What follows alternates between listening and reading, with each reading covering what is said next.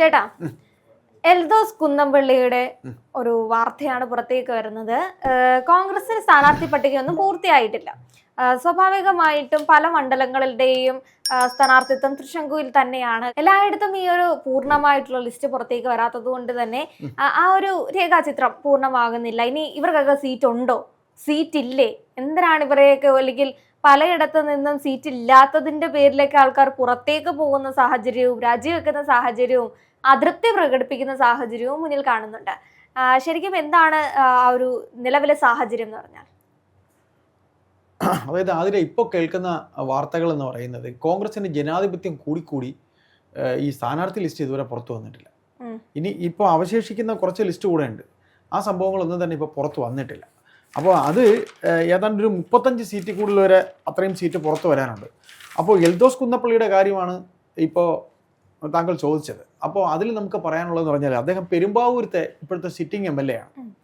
അദ്ദേഹത്തിന് ഒരു സ്ത്രീപീഡന വിഷയവുമായി ബന്ധപ്പെട്ടൊരു കേസുണ്ട്. അദ്ദേഹത്തിൻ്റെ തന്നെ ഒരു സുഹൃത്താണ്. ആ സുഹൃത്തുമായി ബന്ധപ്പെട്ട് അവർ സൗഹൃദത്തിലായിരുന്നു. സൗഹൃദത്തിൽ പോകുന്ന സമയത്ത് ഇപ്പം അറിയാമല്ലോ, സ്ത്രീകൾ സൗഹൃദത്തിലായിരിക്കുന്ന സമയത്ത് അവരോട് അങ്ങനെ പെരുമാറിയാലും ഏത് തരത്തിൽ പെരുമാറിയാലും അവർക്ക് പ്രശ്നം ഉണ്ടാവില്ല. പിണങ്ങിക്കഴിഞ്ഞ് പെരുമാറിക്കഴിയുമ്പോൾ പിന്നെ കുറ്റമാവും. പെരുമാറാൻ പോയിട്ടല്ലേ? അതെ. അപ്പോൾ ഏതായാലും പിണങ്ങിക്കഴിഞ്ഞ് പെരുമാറിയിട്ട് സംഗതി ആകെ പ്രശ്നമായി. ഇപ്പോൾ അത് കേസായി, കോടതിയിലായി. അദ്ദേഹത്തിൻ്റെ കുറ്റപത്രം സമർപ്പിക്കുന്ന രീതിയിൽ സംഭവം എത്തിയിട്ടുണ്ട്. അപ്പോൾ കുറ്റപത്രം വായിച്ച് കേൾപ്പിച്ച് വിചാരണ അടുത്ത മാസം ആരംഭിക്കാൻ പോവുകയാണ്. അപ്പോൾ ആ അവസരത്തിൽ അദ്ദേഹത്തിന് മത്സരിപ്പിച്ചാൽ ഒരു ഉപതെരഞ്ഞെടുപ്പിനെ നേരിടേണ്ടി വരുമോ എന്ന് കോൺഗ്രസ് പേടിക്കുന്നുണ്ട്.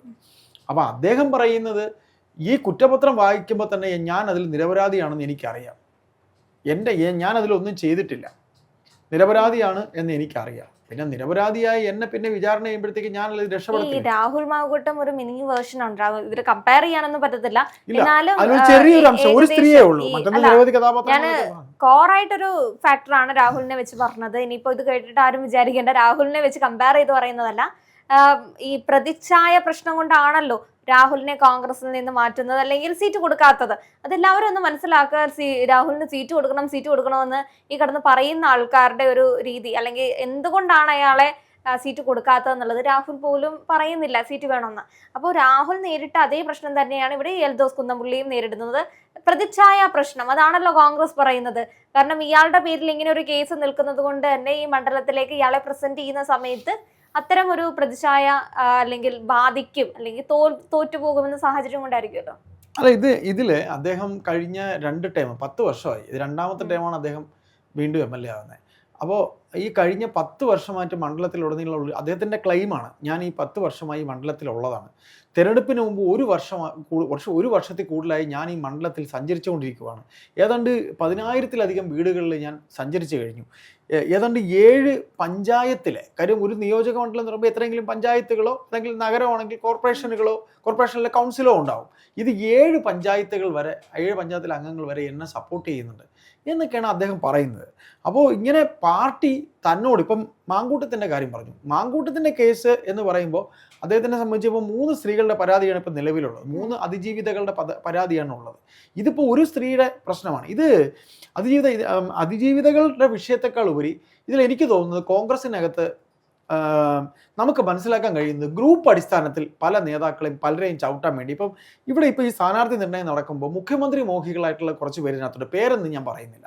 കോൺഗ്രസിനകത്തുള്ള ഇപ്പോൾ ഏറ്റവും വലിയ വിഷയം എന്ന് പറയുന്നത് മുഖ്യമന്ത്രി മോഹികളായിട്ടുള്ളവരുണ്ട്. അപ്പോൾ ഈ ഒരു ഇലക്ഷൻ കഴിഞ്ഞ് MLA-മാരെല്ലാം കൂടെ വന്നിട്ട് ഇതിൽ ആർക്കൊക്കെ വേണ്ടി കൈപൊക്കും, അതിന് കൈപൊക്കാൻ ആള് വേണം. മറ്റു പക്ഷത്തെ ആളുണ്ടാവാനും പാടില്ല. അതിന് മറുപക്ഷത്തുള്ളവർ വെട്ടുന്നു. ഈ കോൺഗ്രസ് ഭരണത്തിന് കയറുന്ന സമയത്ത് ഈ നമ്മൾ ഈ നറുക്കെടുക്കുന്ന രീതിയിലേക്ക് ഈ 3 ആൾക്കാർ ഇങ്ങനെ നിൽക്കും. അപ്പോ ഇതിലേത് മുഖ്യമന്ത്രി വേണമെന്ന് ഇതിൽ ആര് നേതാവാവണം, ആരായിരിക്കണം തങ്ങളുടെ സഭയിൽ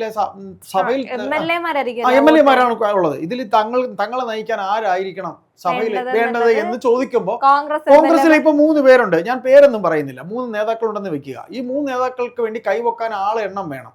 അപ്പോൾ അതിന് ഒരു നേതാവ് മറ്റൊരു നേതാവിനൊപ്പം നിൽക്കുന്ന ആളിനെ വെട്ടാൻ ഇല്ലാത്ത മാനദണ്ഡങ്ങൾ ക്രിയേറ്റ് ചെയ്യപ്പെടുന്നു എന്നാണ് പറയപ്പെടുന്നത്. അപ്പോൾ അതിന് ഓപ്പോസിഷനായിട്ട് അയാൾ തന്നെ മത്സരിക്കണമെന്ന് പറഞ്ഞുകൊണ്ട് ഇയാൾ അനുകൂലിക്കുന്ന നേതാവ് പറയുന്നു. കാര്യം അയാൾ അനുകൂലിച്ചാലേ ഇയാൾക്ക് വേണ്ടി കൈവക്കാൻ ആളുണ്ടാവുള്ളൂ. ഇതാണ് കോൺഗ്രസിൽ ഇപ്പോൾ സംഭവിച്ചുകൊണ്ടിരിക്കുന്നത്. ഇപ്പം നിലവിൽ അദ്ദേഹം മത്സരിക്കുന്നു അല്ലെങ്കിൽ അദ്ദേഹം നിർത്തണമെന്ന് പറയുമ്പോൾ മനോജ് മുത്തേടം എന്ന് പറഞ്ഞിട്ട് മുത്തേടൻ എന്ന് പറഞ്ഞിട്ട് ഒരാളെ നിർത്തുന്നുണ്ട്. എൽദോസിന് രണ്ടുപേരെ പേരാണ് കേൾക്കുന്നത്. പിന്നെ ഒരു ഉല്ലാസ് തോമസും കേൾക്കുന്നുണ്ട്. ഇവിടെ എന്ന് പറഞ്ഞു കഴിഞ്ഞാൽ ഈ സീറോ മലബാർ സഭ, യാക്കോബായ സഭയൊക്കെ ഉണ്ടല്ലോ, ഈ സഭകളുടെ ഒരു ഇതും കൂടെ ഉള്ളതാണ്. ഇതിൻ്റെ ഒരു പ്രതിഫലനം മാത്യു കുഴൽനാടൻ മത്സരിക്കുന്ന ഈ മൂവാറ്റുപുഴയിലും ഉണ്ടാവാൻ സാധ്യതയുണ്ട്. അപ്പോൾ കോൺഗ്രസിനെ സംബന്ധിച്ച് ഇപ്പം നമുക്ക് വേറൊന്നും കൂടെ ഇവിടെ പറയാം. എൽദോസ് മത്സരിക്കേണ്ട എന്ന് പറയുമ്പോൾ പെരുമ്പാവൂർ എന്ന് പറയുന്നത് പി തങ്കച്ചൻ എന്ന് പറയുന്ന ഇവരുടെ ഒരു പഴയ നേതാവ്, വർഷങ്ങൾ ജയിച്ചുകൊണ്ടിരുന്ന കോൺഗ്രസിന്റെ കോട്ടയായ സ്ഥലമാണ്. പി തങ്കച്ചൻ കരുണാകരൻ പക്ഷക്കാരനായ ഒരു നല്ല കോൺഗ്രസ്സുകാരനായിരുന്നു. അപ്പോൾ ഇവരിപ്പോൾ ഇവിടെ പറയുന്നത് വെച്ചാൽ ഇങ്ങനെ ഇത്തരത്തിൽ എൽദോസിനെ മത്സരിക്കണ്ട എന്ന് ഇപ്പം ആതിര തന്നെ പറഞ്ഞു, രാഹുൽ മങ്കൂട്ടത്തിൻ്റെ കാര്യം പറഞ്ഞു. അങ്ങനെയെങ്കിൽ ഇവരുടെ കൂടെ തന്നെയുള്ള കോൺഗ്രസ് പാർട്ടിയിൽ തന്നെ വിൻസെൻ്റ് ഉണ്ട്.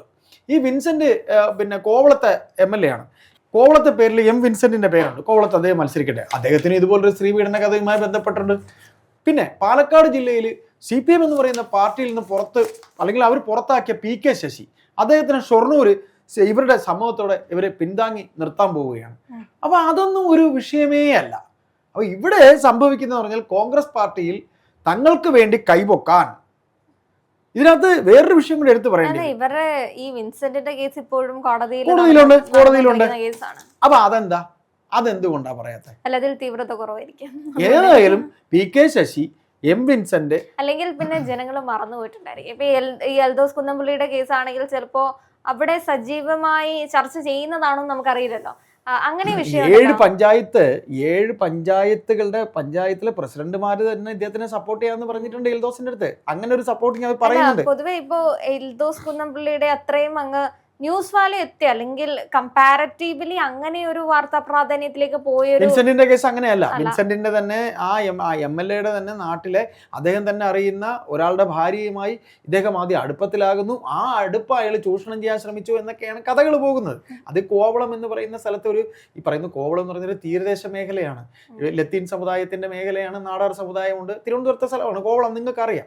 അവിടെ എന്ന് പറഞ്ഞാൽ ജയിച്ചുകൊണ്ടിരുന്നത് നീലദാസ് നാടാർ അല്ലെങ്കിൽ അദ്ദേഹത്തിന്റെ ഭാര്യ, ഇങ്ങനെ ജമീല പ്രകാശം, ഇങ്ങനെ ഇവരൊക്കെയാണ് ജയിച്ചുകൊണ്ടിരുന്നത്. അവിടെ നിന്നാണ് ഇദ്ദേഹം ജയിച്ചു വന്നിരിക്കുന്നത്. കഴിഞ്ഞ നമ്മുടെ തിരുവനന്തപുരത്ത് കിട്ടിയ ഒരേ ഒരു സീറ്റാണ് ഇവർക്ക് കോൺഗ്രസ്.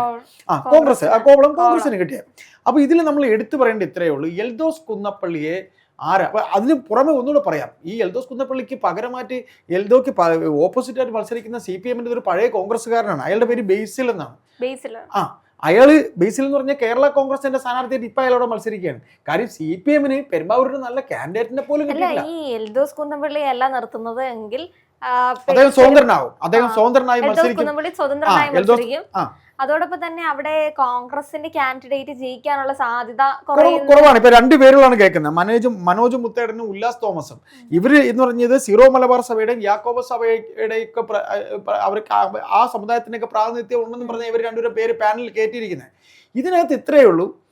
കോൺഗ്രസ് പാർട്ടിക്കകത്ത് നമ്മൾ തുടക്കത്തിൽ പറഞ്ഞ പോലെ നേതാക്കൾക്ക് വേണ്ടി കൈവക്കാൻ കണക്കാക്കിയിട്ട് മുഖ്യമന്ത്രി മോഹവുമായി നിൽക്കുന്നവർ കൈവക്കി കാണിക്കുമ്പോൾ എണ്ണം കിട്ടണം. അതിപ്പോൾ ഈ എൽദോസിനെ വെട്ടിയാൽ ഒരാളുടെ മുഖ്യമന്ത്രി മോഹത്തിന് ഒരു കട്ട് വരുത്താൻ പറ്റും. ഇപ്പം അതാണ് നടന്നുകൊണ്ടിരിക്കുന്നത്. കാര്യം ഇതുവരെ ആ ലിസ്റ്റ് പുറത്തു വന്നിട്ടില്ല.